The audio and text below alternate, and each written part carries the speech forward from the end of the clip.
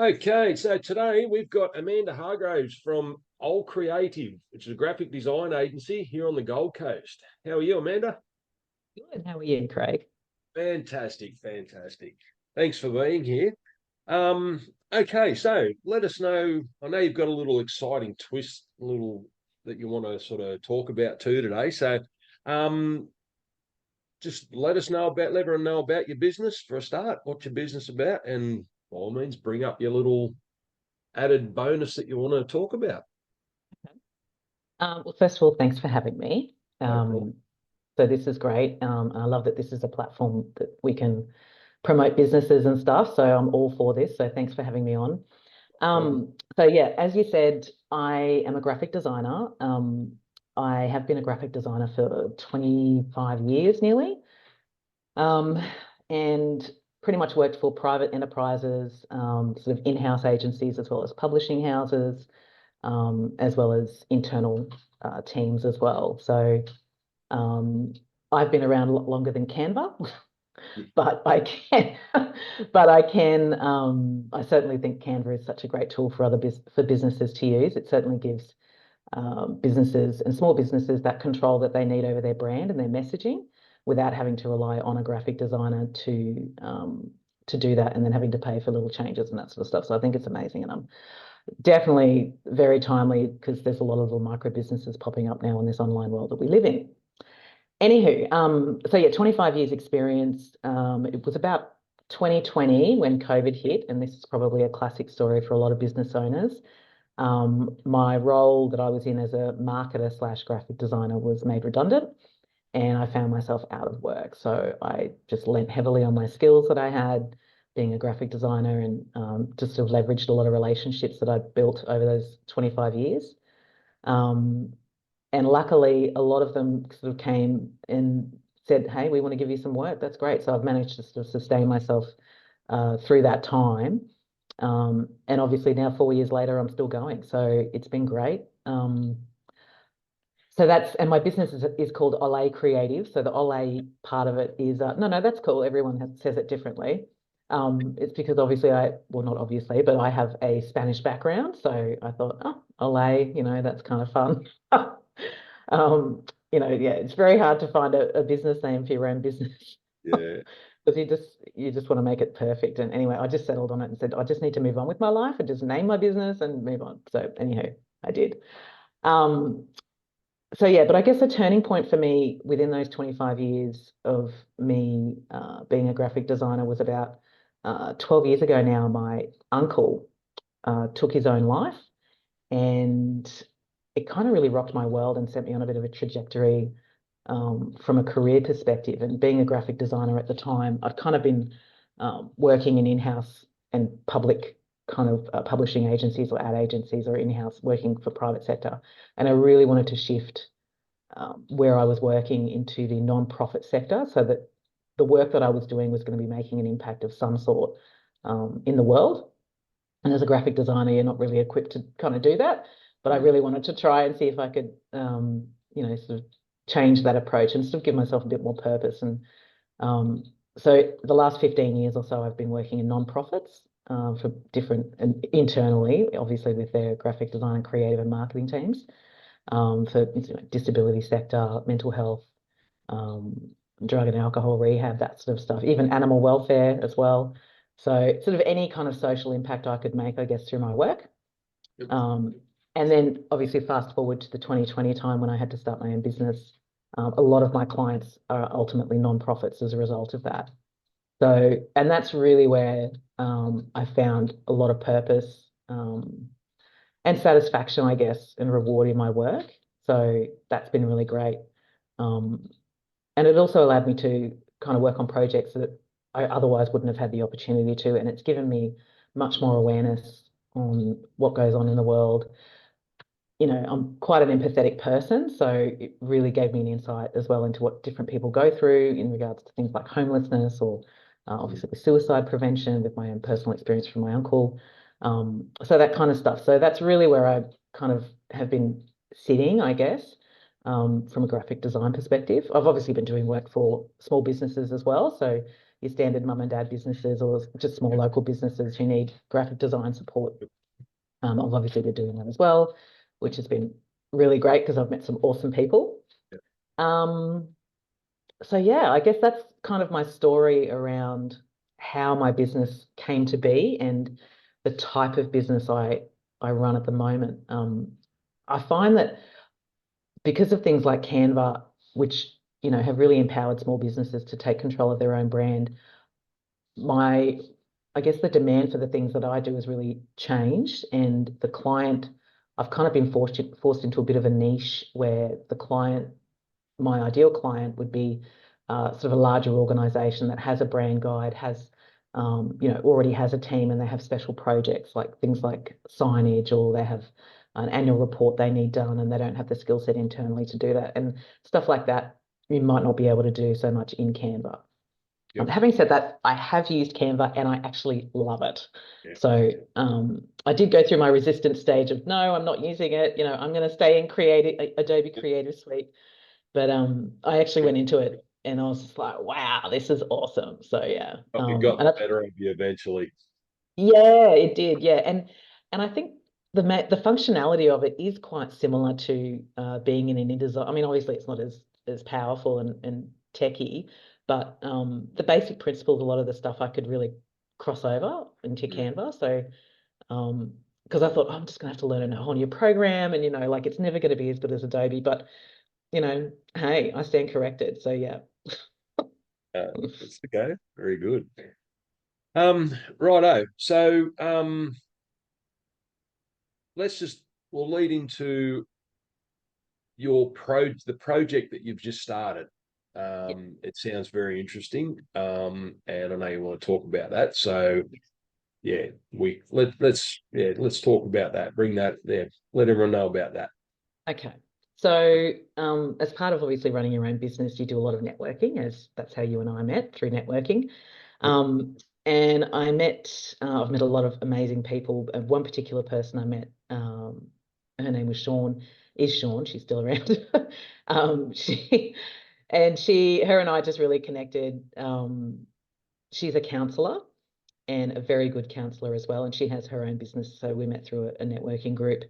And just as a side note, I've also started my own study to go in counselling as well. So I'm yet to finish that because I had to start my own business and I just haven't got around to finishing it. But that is certainly, actually, just on a side note, I would recommend everyone do some sort of studying in counselling because it's really eye-opening for yourself, like to learn how to, deal with certain things in life and build resilience and understanding of your own patterns. But anyway, that's a whole nother conversation.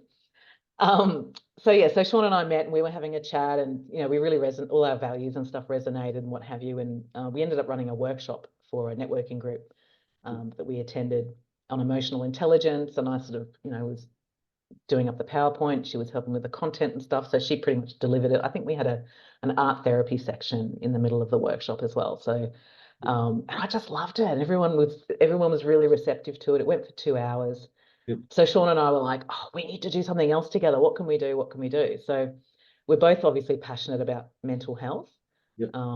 And the rise of mental health issues in our community is obviously just going up and up and up for various reasons. But so we decided, well, hey, let's maybe try a magazine or something, because I love designing magazines and I've designed many magazines in my career. So I was like, yes, that is certainly in my wheelhouse. I would love to do that. So we did. We started this magazine. We've called it Open Heart Magazine, and it's free. We've had one issue. We launched it in February, and it is a free publication, and we want it to always be free so that no matter what your situation is, you can still access this magazine. And the content in the mag is all around self-care or self-compassion, around removing stigmas of mental health, and touching on things that people might be needing a bit more guidance or help with, things like perhaps parenting or family dynamics or relationship, stuff like that. I've got an issue here. This is our February issue. So this is the first issue we did. Yep. Cool. So you can see there's a few headlines there of what is inside the magazine. So yeah, so it's we're really proud of it. That's just a little thing about me and Sean. So basically, it's 20 pages, and this is, if you want to put your ad somewhere, you can put it on the back cover. So the goal is basically to have this magazine be self-funded, because at the moment, Sean and I are donating all our time, and also paying for the printing as well. So, yeah, so that's pretty much a really special project that we're just throwing everything we have at. And we're also wanting to give these organisations that do a really good job, so, you know, organisations like Beyond Blue or DV Connect or Parent Line, like those guys, some exposure as well, just by, when we're having an article in the magazine, you know, providing some links. Hey, you know, if this resonates with you, or you need support, you know, check out these links, those sorts of things. So, yeah, it's definitely a passion project for us. And as I said, it's self-funded, but we just think it's such a needed thing in the community, and we recognise there is a gap there, because there's a lot of magazines out there around well-being and wellness, but I'm not sure that they really touch in on, you know, some practical strategies on how people can deal with, you know, not so much trauma, but stuff that has happened to them that perhaps they're not really sure how to navigate. And, you know, I know from my perspective, for me, if I was ever going to go to a counsellor for any kind of therapy, it would be because I really, really need help now. So I need to go and talk to someone. So we're trying to kind of get to people before that point. So people who might be, you know, silently struggling or trying to sort of navigate some issue in their own life, whatever that might be, you know, this could be a tool for them, to sort of reach out or find, you know, at a local cafe or in a doctor's waiting room or something like that. So yeah, so that's in a nutshell what it's about. There's I'll just show you really quickly the technical kind of.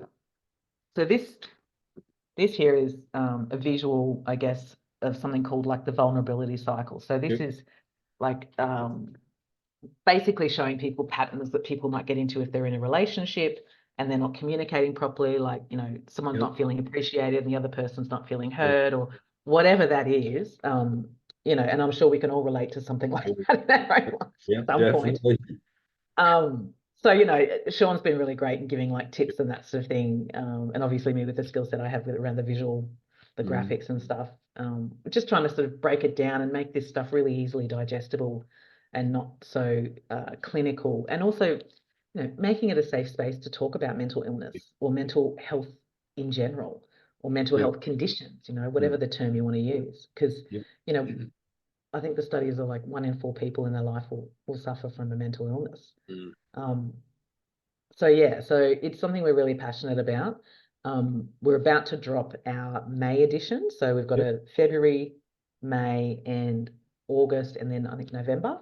So we're doing 4 a year. They're quarterly at the moment. And the next edition is jam-packed. It's got so much stuff in it. Hang on, what have we got here? Stuff about teenagers, work-life balance.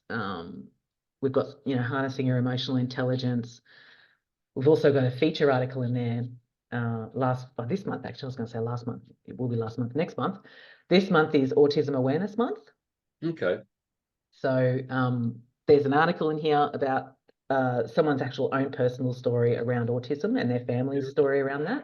So you get a real insight into what that's like, and some tips, and just imploring people to really understand that, you know, autism is something that a lot of people live with, or have loved ones who live with the diagnosis, and, you know, it needs to be understood and it needs to be accepted. So just sort of bringing some highlight around that. So yeah, Open Heart Magazine, and we are looking for advertisers. So if there are small businesses out there who want to align with mental health, or, you know, make a difference in the community and spend some advertising dollars on a project like this that, you know, is going to be helping some people, then definitely we are keen to talk. Because we'd love to keep this going.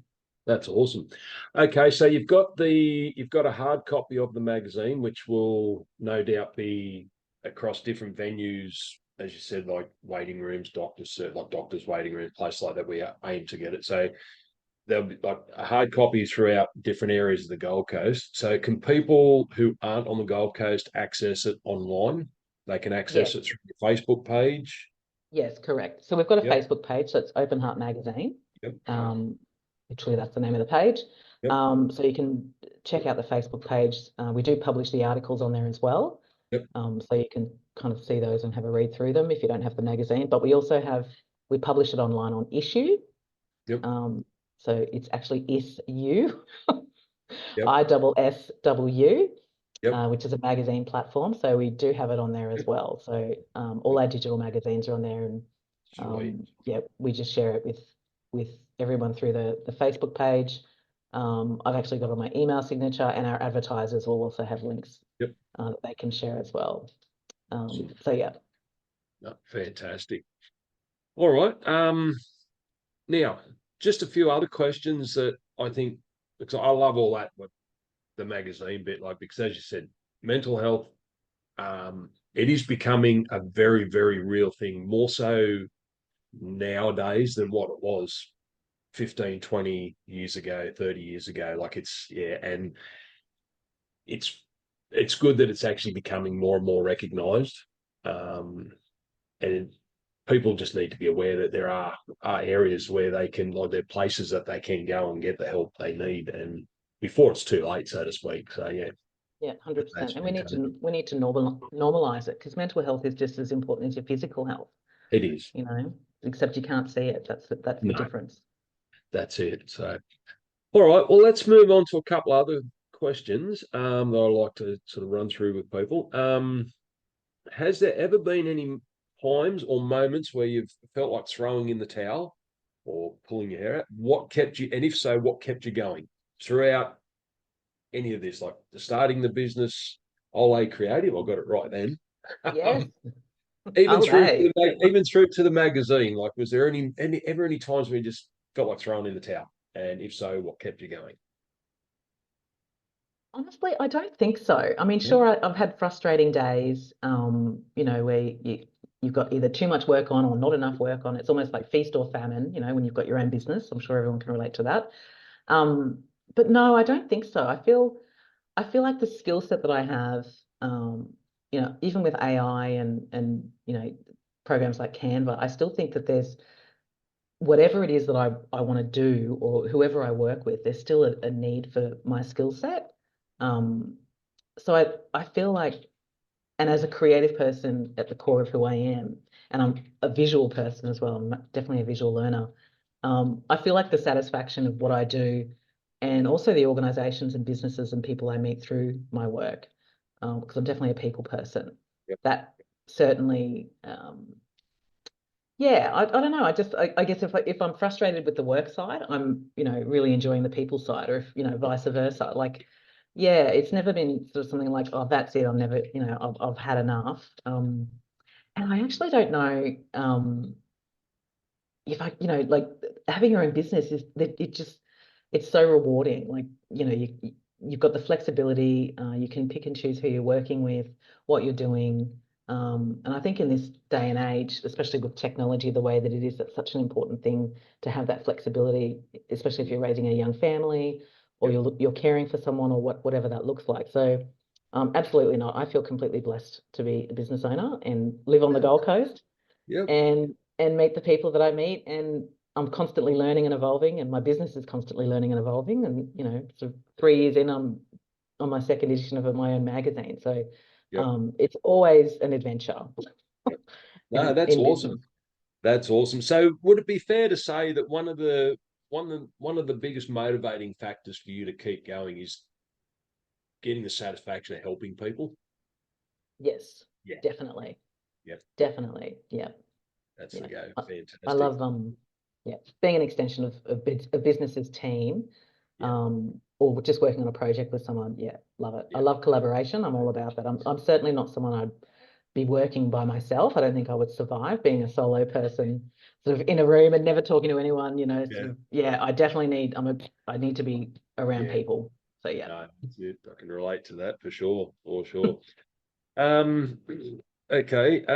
Just looking through my list here of different questions. All right. So looking back, on your time since you started the business, the original business, is there anything that you would have done different?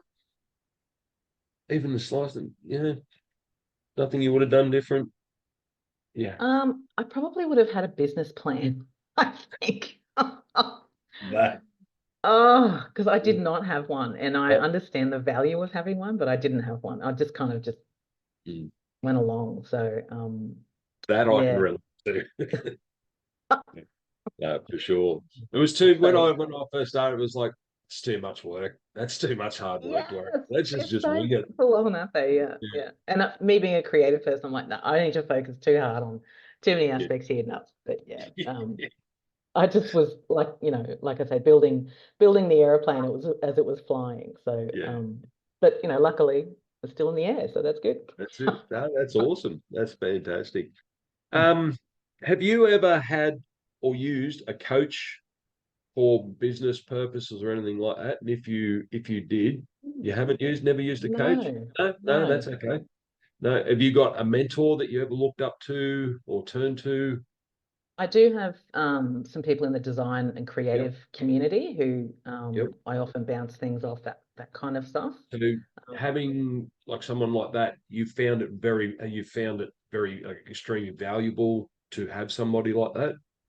Definitely. Yeah. It certainly gives me validation for things I'm experiencing or finding frustrating, or, Yep. especially if you find some new tips and tricks you can do in Illustrator, for instance, which I'm Yep. constantly finding. Illustrator's like this Mary Poppins bag. There's always stuff you can, learn about it. So just things like that, it's really good to be able to sort of bounce off some other colleagues who are sort of experiencing the same thing. And I've learned a lot through them, and they've actually learned some stuff through me, which is awesome too. So, Yep. but yeah, Okay. definitely valuable, 100%. Yeah. So you would recommend to people to either have mentor, coach, people you can turn to and get advice, and yeah, 100%. Yeah. Yeah. It awesome. just gives you a bit more security moving Yeah, forward in your own business. Yeah. it does. Yeah. Okay. So lastly, what would be one piece of advice you would give to somebody that's either thinking about starting out in business or has just started out in business? Um, I want to say yes to everything, but that's such a dangerous thing to say and probably not great advice. Um, I think networking is a really, really good tool. I think you definitely need to build relationships. I think Yep. that's really key to anyone who wants to start a business. Is Yep. make sure you're out there building connections and get your elevator pitch really, Yep. really down pat, so that you're not, sort of droning on for 10 minutes about what you do. So people can go, okay, what do you do? And you've got, your Yep. 20 seconds or your 10 words or whatever it is in a nutshell, even though, we all do so much more than that. But it's a really easy way to be able to verbalize what you're doing. And other people can tell people what you're doing based on that. And Yep. then once you've got the client, you can tell them all about yourself. But That's yeah, I think network relationships and get that elevator pitch down. awesome. I hate using that buzzword, but yeah, just Yeah. some sort of description that's really succinct about what you do Yep. and be clear on it. Love it. Fantastic. All righty. Well, thank you very much for being here with us, Amanda. Really appreciate it. So if anybody wants to find out more information about the Open Heart magazine, you'll be able to reach out to Amanda through the links that'll be in the posts, or if you can't get onto it or a bit shy, reach out to me and I can certainly connect you with Amanda. So, all right. Well, thank you very much for that. Really appreciate Thank your time. you. Thanks, No Craig. problem. Right. See ya. Yeah, bye.